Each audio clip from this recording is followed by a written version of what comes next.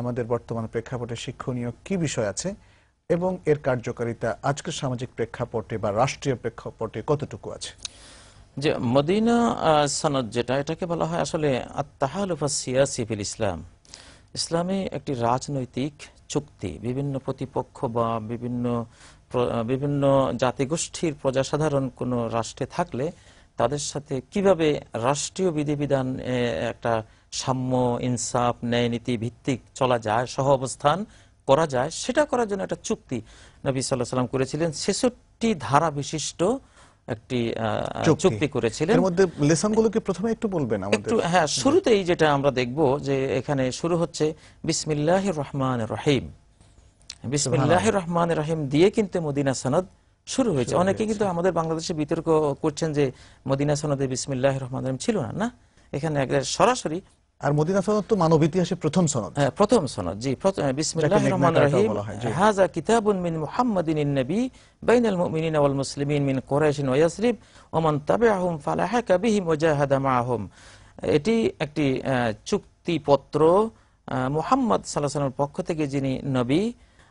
এটি তিনি করেছেন মুমিন, মুসলিম যারা কুরাইশ এবং মদিনার এবং বিভিন্ন গোত্র থেকে যারা এখানে এসে একত্রিত হয়েছেন মুমিনদের সাথে এবং তাদের সঙ্গী সাথী হয়ে যুদ্ধ বিগ্রহে তাদের সঙ্গ দিচ্ছেন, এরা কিভাবে থাকবে, এদের জন্য এটি একটি চুক্তিপত্র। ইন্নাহুম, এক নম্বর ধারা, ইন্নাহুম উম্মাতুন ওয়াহিদাতুন মিন দুনিন নাস। এই মুসলিমরা, চাই কোরাইশের হোক, চাই মদিনার হোক, চাই অন্যান্য গোত্রের হোক, এরা সব এক জাতি। যে মানব জাতির অন্যান্য জাতিদের থেকে এরা পৃথক একটি মুসলিম জাতি। আচ্ছা, ২ নম্বর ধারা রয়েছে আল মুহাজিরুনা মিন কুরাইশিন আলা রিবআতিহিম ইয়াতাআকালুনা বাইনাহুম ওয়া হুম ইয়াফদুনা আনিয়াহুম বিল মারুফ ওয়াল কিসত বাইনাল মুমিনিন। কুরাইশ থেকে যারা হিজরত করে এখানে চলে আসছে, আলা রিবআতিহিম, তারা তাদের অবস্থায় থাকবে।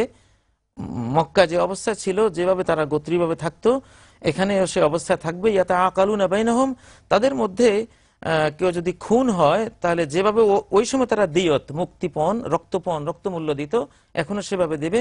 ওহম ইয়াফদুনা আনিয়াহুম, তাদের কেউ যদি কোথাও বন্দী হয়ে যায়, তারা তাদের বন্দীকে মুক্তিপণ দিয়ে বিল মারুফ, ন্যায়সঙ্গতভাবে ছাড়িয়ে আনবে।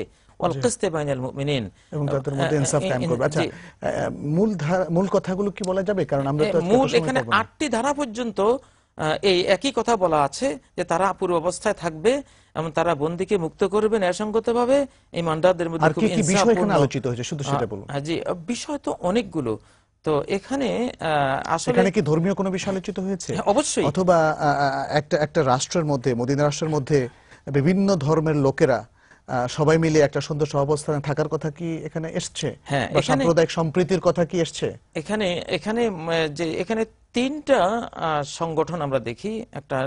একটা হলো আত-তানজিম আল হিজবি, যে কুরাইশ এবং কুরাইশের যারা আছে এরা একটা দল, এরা আগে যেমন থাকতো এখনো তারা সেভাবে থাকবে, মুসলিম রাষ্ট্র তাদেরকে সহায়তা দিবে ন্যায়সঙ্গতভাবে। দ্বিতীয় হলো তানজিম আল কাবালি, গোত্রীয় ভাবে যারা অতীতে ছিল, তারা মদিনায়ও গোত্রীয় থাকবে, রাষ্ট্র তাদের সাথে সেভাবে লেনদেন করবে। তৃতীয় হলো যাদের কোনো গোত্র নাই, কোনো দল নাই, ছোট মানুষ, বিভিন্ন জায়গা থেকে এসছে, এরা এই রাষ্ট্রের নাগরিক হিসেবে গণ্য হবে। হ্যাঁ, এটা রাষ্ট্রীয় নাগরিক, রাষ্ট্রীয় সংগঠনের অধীন হয়ে তারা এখানে বসবাস করবে, ন্যায়সঙ্গতভাবে তারা অধিকার পাবে। এইভাবে তাদেরকে, অর্থাৎ দল হওয়া সত্ত্বেও দল থাকুক, কিন্তু ন্যায়সঙ্গতভাবে প্রত্যেকের অধিকার ভোগ করবে। তারা কোনো গোত্র হোক, হ্যাঁ, গোত্র হোক, কোনো দল হোক, কোনো বিভিন্ন ধর্মীয় বিচ্ছিন্ন মানুষ হোক, একটা সুন্দর সহাবস্থান তারা এখানে সম্প্রীতির কথা বলা হয়েছে। এবং একটা রাষ্ট্রের বিভিন্ন টাইপের লোকদের মধ্যে কি একটা শৃঙ্খলা কি করে বিরাজিত হতে পারে সেটা এখানে তুলে ধরা হয়েছে, এবং সেটা ইসলামের অধীনস্থ হয়ে। কিন্তু ঠিক আজকে আমাদের বাংলাদেশে যেমন বিভিন্ন দল আছে, সবগুলো দল তারা কিভাবে সুন্দর সহাবস্থানে এই দেশে থাকতে পারে, এই দেশের কল্যাণ করতে পারে, নিজেদের অধিকার পেতে পারে, ঠিক এই ধারাগুলির মধ্যে কিন্তু সেই আলোটা সুন্দরভাবে।